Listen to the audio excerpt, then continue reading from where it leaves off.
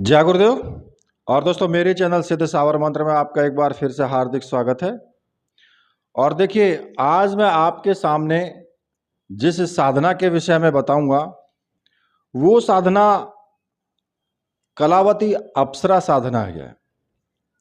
देखिए, अप्सराएं तो बहुत सारी हैं। मुख्य रूप से 108 अप्सराओं का जिक्र आता है और उन 108 अप्सराओं में कलावती नाम की भी एक अप्सरा होती है। जैसे कि रंभा है, उर्वशी, मेनका, उसी प्रकार से कलावती नाम की भी एक अप्सरा है। और देखिए, इस अप्सरा का जो प्रत्यक्षीकरण है, उसके लिए जो साबर मंत्र है, उससे मैं आज ये साधना आप लोगों के सामने दूंगा। क्योंकि साबर मंत्र से साधना करने में थोड़ा सरलता होती है, जल्दी सिद्ध होती है, क्योंकि साबर मंत्र थोड़ा तीव्र होते हैं। अब देखिए, वैसे तो आपको बहुत सारे साबर मंत्रों के बारे में जिक्र मिल जाएगा, लेकिन ये जो मैं आज आपको बताऊंगा, ये आपको कहीं पर भी साबर मंत्र नहीं मिलेगा। पूरे YouTube पर देख लेना, कलावती अप्सरा के बारे में साबर मंत्र ये आपको नहीं मिलेगा। ठीक है, तो इसी साधना के विषय में आज आपको मैं बताऊंगा।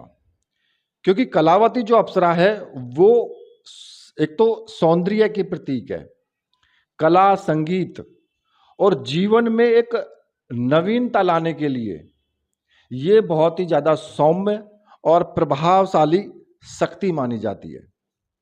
इनकी साधना से साधक के व्यक्तित्व में एक अद्भुत सम्मोहन और कला का गुण आता है। ठीक है, अब कला में यहां आपको किस लिए बोल रहा हूं? क्योंकि कला में बहुत सारी चीजें आती हैं। जैसे कि आपका संगीत हो गया, और संगीत के साथ साथ अभिनय हो गया, तो ये सब कलात्मक गुण हैं। और देखिए, जैसा कि इसके नाम से ही स्पष्ट हो जाता है, कला, ये अप्सरा जो है सारी कलाओं से और सौंदर्य से और सृजनात्मक दृष्टि से ये एक अधिष्ठात्री देवी है ये। ठीक है, और जीवन में इस साधना को करने के कुछ और भी मुख्य कारण हैं, इसके लाभ हैं, वो मैं आपको बताऊंगा।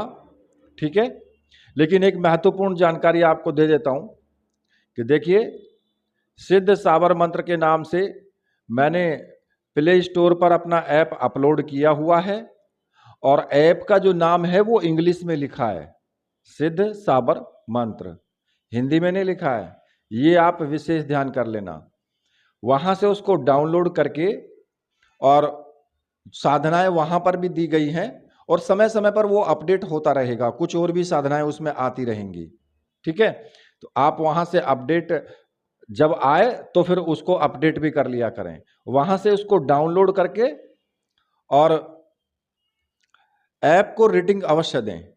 ठीक है, अब जो ऐप है उसका जो लिंक है, वो लिंक मैं आपको डिस्क्रिप्शन में दे दूंगा, इसी वीडियो के डिस्क्रिप्शन में दे दूंगा। वहां से आप उसको लिंक पर क्लिक करके और डाउनलोड कर लेना।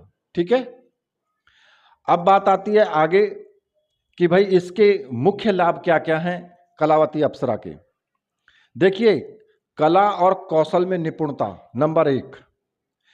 यदि आप किसी भी प्रकार की कला, जैसे कि संगीत हो गया या लेखन हो गया या गायक हैं या चित्रकारी हैं, यहां तक कि अगर आप कोडिंग और वेबसाइट डिजाइनिंग से भी अगर जुड़े हुए हैं, तो कलावती साधना आपके भीतर की सोई हुई प्रतिभा को जागृत कर देती है, और ये बुद्धि और जो उसकी विलक्षणता है और कार्यों में नवीनता लाती है ये। ठीक है, दूसरा, व्यक्ति में सम्मोहन और आकर्षण बढ़ जाता है। इस साधना के सिद्ध होने पर साधक के चेहरे पर विशेष प्रकार का ओज और तेज आ जाता है। उसकी वाणी जो है वो, उसमें मधुरता आती है और प्रभाव पैदा करती है वो, जिससे लोग उसकी बातों से जो है सम्मोहित होने लगते हैं, और समाज में उसे एक मान सम्मान प्राप्त होता है। भौतिक सुख और ऐश्वर्य तीसरा नंबर आता है। अगर आपके जीवन में दरिद्रता है तो कलावती अप्सरा साधना की कृपा से जीवन की दरिद्रता खत्म होती है, अभाव सभी समाप्त होने लगते हैं और आप ये समझिए कि आपके पास पैसा आने का यानी धन आने का स्रोत चालू हो जाता है, किसी भी स्रोत से आओ, चाहे वो मानसिक शांति मिलती है और जो तनाव होता है उससे आपको मुक्ति मिलती है। हर टाइम वो व्यक्ति प्रसन्नचित्त रहता है, ठीक है। जो उसके नकारात्मक विचार हैं वो सभी खत्म हो जाते हैं और सबसे बड़ा गुण होता है कि शीघ्र फलदायी है। ये सौम्य साधना है और शीघ्र फलदायी है।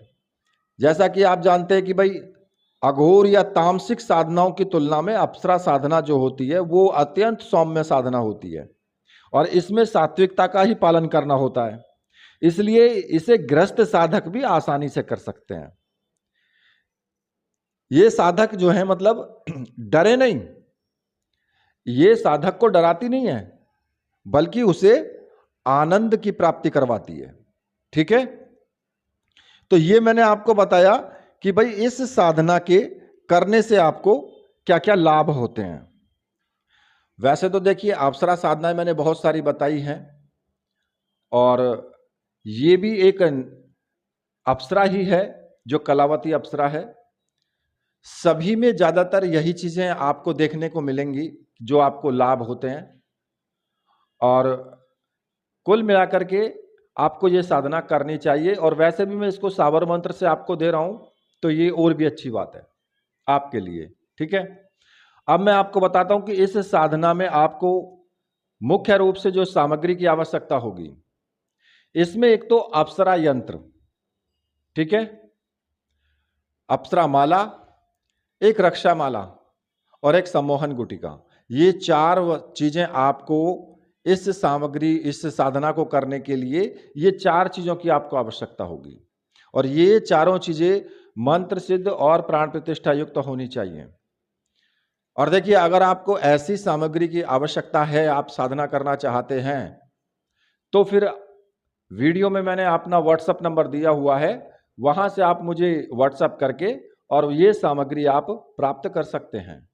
सामग्री आपको 100% मिलेगी, इसमें किसी प्रकार का संशय करने की तो आवश्यकता है ही नहीं, क्योंकि मेरे यहां से आपको 100% सामग्री प्राप्त होगी ही होगी, ठीक है।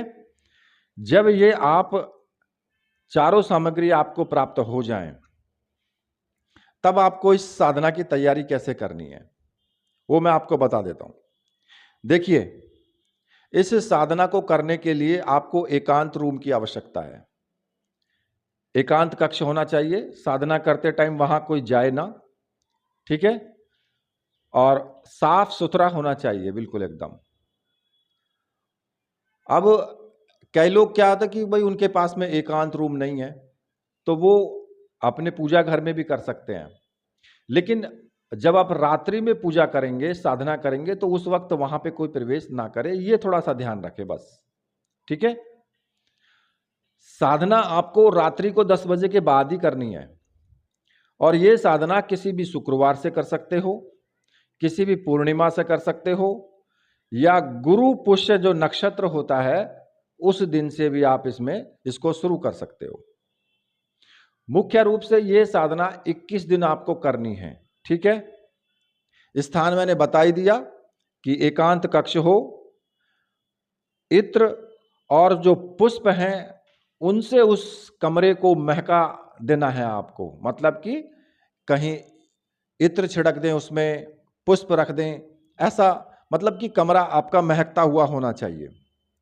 और इसमें जो आसन और आपके वस्त्र होंगे वो सफेद रंग के वस्त्र आपको धारण करने हैं और सफेद रंग का ही आपका आसन होना चाहिए, ठीक है। उत्तर दिशा या पूर्व दिशा की तरफ मुख करके आपको साधना करनी है। और इसमें जो आपको और सामग्री की आवश्यकता होगी, एक तो गुलाब का इत्र आप ले लें, चमेली के तेल का दीपक इसमें जलाएं, ठीक है। अगर चमेली का तेल ना मिले तो घी का दीपक भी इसमें आप जला सकते हैं, ठीक है। शुद्ध मिठाई, सफेद रंग की मिठाई आपको भोग के लिए आपको जरूर रखनी है, और उसे बाद में आप स्वयं खा लें। ठीक है। और एक पानी का छोटा सा बर्तन, कलश टाइप या कोई गिलास में, कटोरी में, वो भर करके आप वहां पर जरूर रखें। इसके अलावा पुष्प आप जरूर ले लें, कुमकुम ले लें और चावल वगैरह ले लें। ठीक है, ये सभी सामग्री आप अपने पास रखें। अब आपको क्या करना है कि स्नान आदि करके बिल्कुल स्वच्छ वस्त्र धारण करें और अपने पूजा घर में आ जाएं रात्रि को 10 बजे के बाद। अब जो पहले दिन आप जिस टाइम पे साधना शुरू करें, फिर आपको डेली उसी टाइम पर साधना करनी है। 10-5 मिनट आगे पीछे हो सकता है, लेकिन ऐसा नहीं कि आप आधा घंटा लेट या 1 घंटा पहले, ऐसा नहीं करना है। मतलब एक टाइम टू टाइम करनी है। जितनी माला पहले दिन जाप करें, उतनी ही माला प्रतिदिन आपको करनी है, कम ज्यादा नहीं करनी है। इस चीज का विशेष ध्यान रखना है। ठीक है। अब आपको क्या करना है कि आप उत्तर दिशा की तरफ या पूर्व दिशा की तरफ मुख करके बैठ जाएं, आसन डाल लें, सामने आप चौकी लगा लें, चौकी पर सफेद रंग का कपड़ा बिछा लें और अपने गुरु का चित्र वहां पर आप जरूर रखें। जो भी आपके गुरु हैं, चाहे भगवान शिव हैं या आपने स्वामी निखिलेश्वरानंद यानी डॉक्टर नारायण दत्त श्रीमाली जी को गुरु माना है, तो आप उनकी तस्वीर सामने रखें। और अगर आप चाहते हैं कि मतलब कि अप्सरा की भी आप तस्वीर रखना चाहते हैं, तो भाई कोई सुंदर सी फोटो आप इंटरनेट से ले लेना, कोई सुंदर सी फोटो फ्रेम में मड़वा करके उसको रख सकते हैं। अगर नहीं भी है तो अप्सरा यंत्र आपके पास है, वो काफी है। ठीक है। अब सबसे पहले आपको क्या करना है, दीपक आप जला लेना, धूप दीप जो भी है वो जला करके और तैयारी शुरू कर दें। एक प्लेट में आप अप्सरा यंत्र को स्थापित कर दें, उसके बराबर में ही आप गुटिका को भी स्थापित कर दें, क्योंकि जो सम्मोहन गुटिका है ये अप्सरा को सम्मोहित करने के काम आती है। ठीक है। और रक्षा माला को अपने गले में धारण कर लें और जो जाप की माला है वो अभी चौकी पर ही रख दें। ठीक है। अब सबसे पहले आपको क्या करना है कि एक रक्षा विधान करना है। सबसे पहले आपको पवित्रीकरण करने के लिए तो आप थोड़ा सा गंगाजल छिड़क सकते हैं, पहले पवित्रीकरण कर लें और रक्षा विधान करें। रक्षा विधान में आपको क्या करना है कि उल्टे हाथ में थोड़े से चावल लेकर के और सीधे हाथ से सभी दिशाओं में चावल फेंकते हुए आपको मंत्र बोलना है। ओम असर्पंतु ये भूता है भूमि संस्था, ये भूता है विघ्न कर्तास्ते न संतु शिवाज्ञा, अब कर्माणांतु भूतानि पिशाच सर्वतो देशम सर्वेशम विरोधेन पूजा कर्म समारंभे। ये मंत्र आपको बोलना है। अब इस मंत्र से क्या होगा कि जो भी आपके भूत प्रेत सर्प बिच्छू ये जो साधना में विघ्न डालते हैं, ये आपके पास वहां पर उस कमरे में प्रवेश ही नहीं कर पाएंगे। ठीक है। जब आप इतना कर लेंगे तो उसके बाद आपको अपने गुरु का पूजन करना है, जो भी आपके गुरु हैं। और गुरु जी का पूजन पंचोपचार तरीके से आपको करना है कि उनको जो है आप सिंदूर का टीका लगाएं, पुष्प चढ़ाएं, चावल चढ़ाएं, धूप दीप दिखाएं। ठीक है। और अगर आप भोग रखना चाहते हैं तो भोग भी रख सकते हैं। और गुरु जी से हाथ जोड़ करके प्रार्थना करें कि गुरुदेव, मैं ये कलावती अप्सरा साधना प्रत्यक्ष रूप से सिद्ध करने जा रहा हूं और इस साधना में मुझे पूर्ण सफलता मिले। आप मुझे आशीर्वाद दीजिए और आज्ञा प्रदान कीजिए। और मन ही मन आज्ञा लेकर के अपने गुरु मंत्र का एक माला का जाप जरूर करें आप। अगर आपने भगवान शिव को गुरु माना है तो फिर ओम नमः शिवाय इस मंत्र का आपको जाप करना है। अगर आपने स्वामी निखिलेश्वरानंद यानी डॉक्टर नारायण दत्त श्रीमाली जी को गुरु माना है तो फिर आप ओम परम तत्वाय नारायणाय गुरुभ्यो नमः इस मंत्र का आपको जाप करना है और ये गुरु माला से आपको करना है। ठीक है।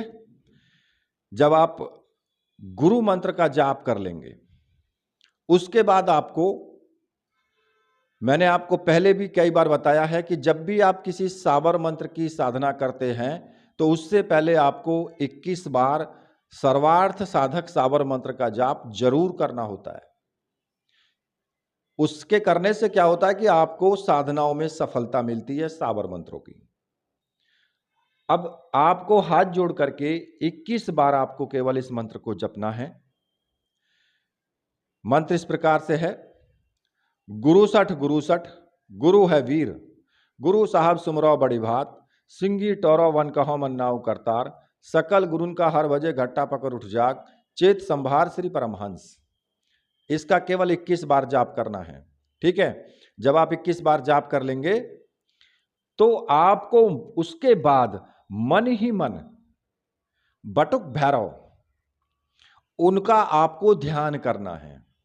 हल्का सा बटुक भैरव जी का ध्यान करके हाथ जोड़ करके उनसे प्रार्थना करें कि मैं कलावती अप्सरा साधना कर रहा हूं और इस साधना में अगर कोई विघ्न आता है तो आप उस विघ्न का हरण करें।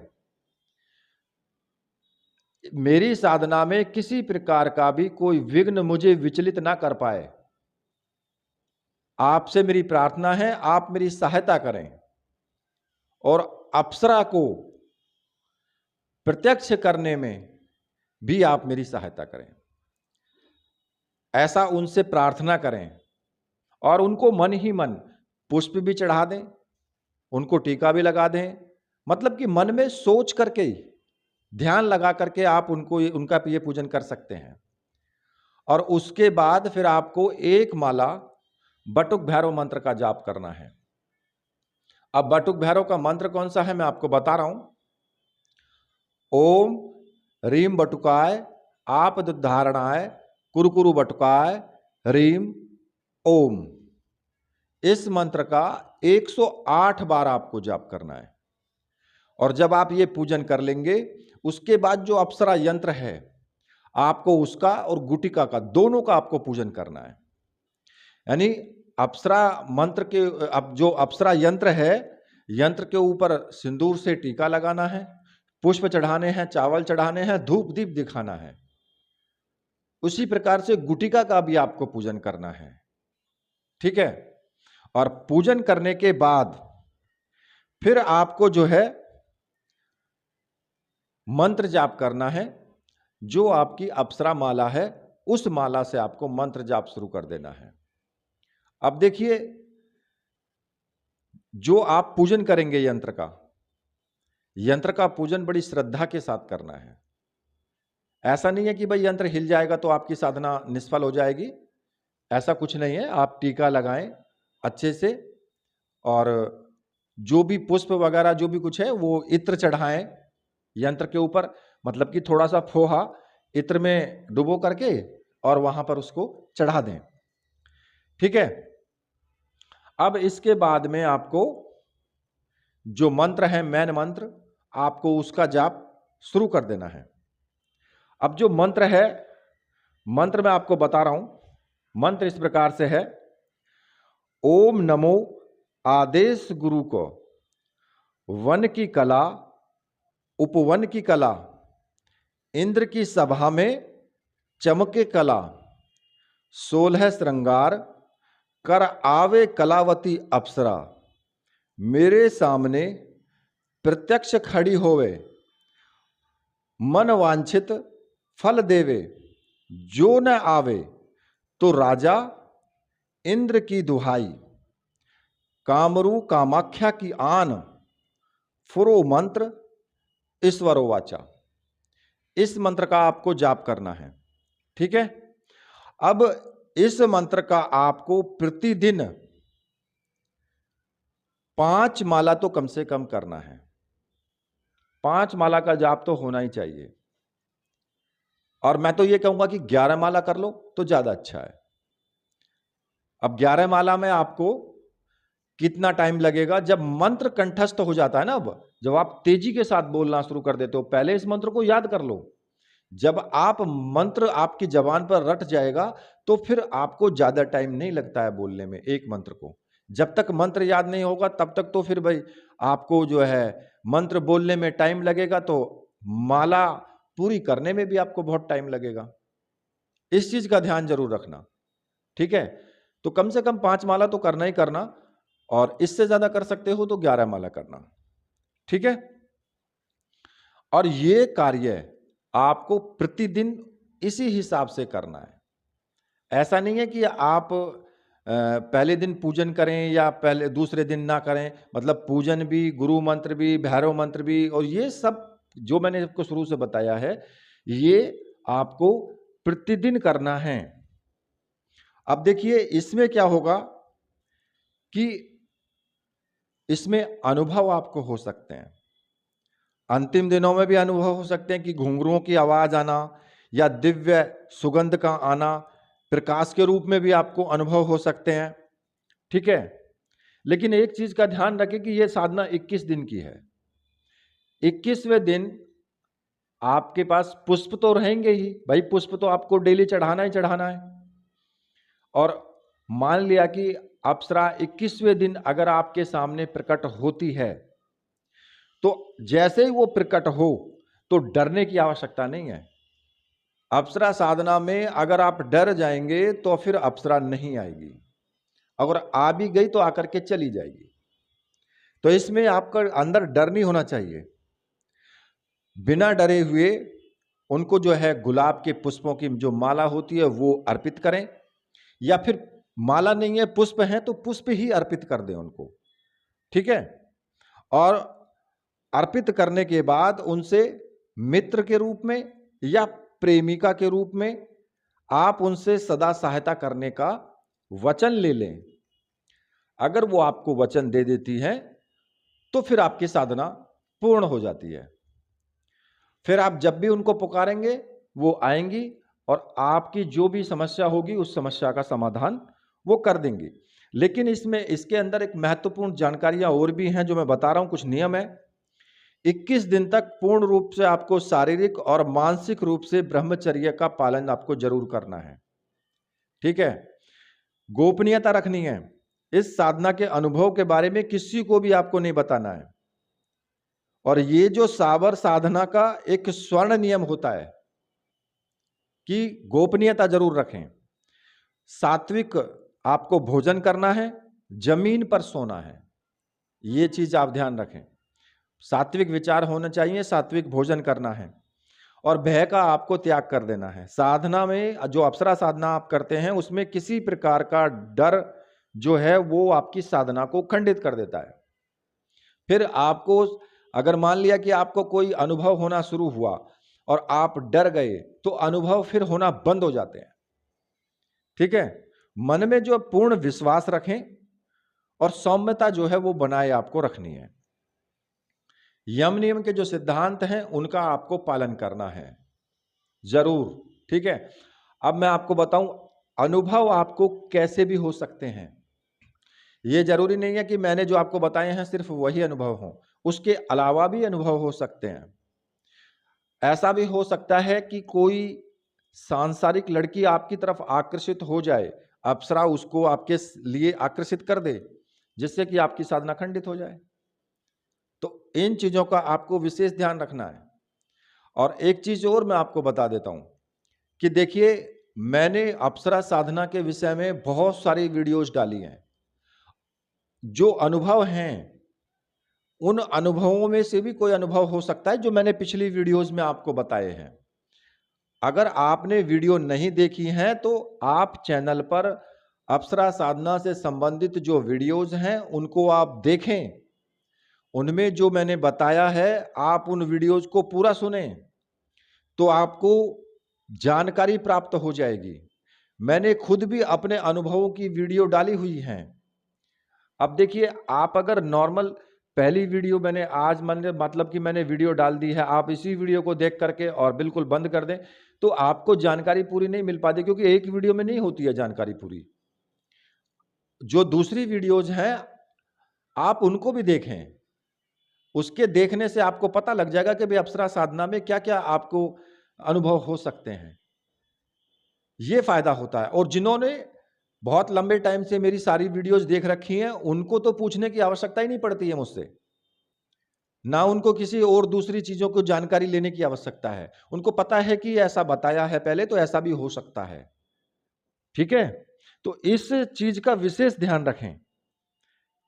बाकी तो मैंने देखिए साधना आपको पूर्ण रूप से बताई दी है और इस साधना को आप करें। इसी के साथ मैं वीडियो को यहीं पर समाप्त करता हूं। मेरे साथ बोलिए बोलिए वीर बजरंगबली हनुमान जी महाराज की जय। बोलिए मेरे परमहंस गुरुदेव की जय।